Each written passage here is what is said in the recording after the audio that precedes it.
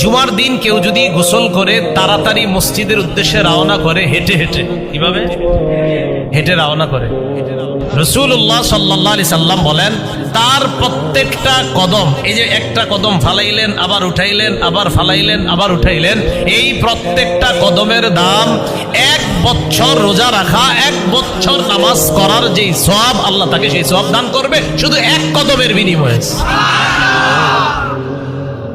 1 বছর রোজা রাখা, 1 বছর নামাজ পড়ার সওয়াব। তাহলে আগামী জুমা থেকে দেখা যাবে কারা কারা আগে মসজিদে যায়, ঠিক আছে না? এই জন্য আগে আগে জুমার দিন মসজিদে যাওয়া। তাহলে হাদিস থেকে আমরা জানলাম যে এই উম্মত ইবাদত করবে কম, সওয়াব পাবে বেশি। বাকিটা প্রতিদিন যে এমন না, এটা মাঝে মাঝে আল্লাহ অফার দেয়। রমজান মাসে লাইলাতুল কদর, জুমার দিন সপ্তাহের মধ্যে এই অফারগুলো আমরা পাই। তো এই উম্মত হায়াত পায় কম, কিন্তু এই উম্মত ইবাদত কিছু কিছু দিন যদি করে, তো অতীতের উম্মত যদিও 1000 বছর হায়াত পায়, 500 বছর হায়াত পায়, এই উম্মত সামান্য মুহূর্ত ইবাদত করে অতীতের উম্মতের 500 বছরের সওয়াব এই উম্মত সামান্য মুহূর্তে নিয়ে যেতে পারে।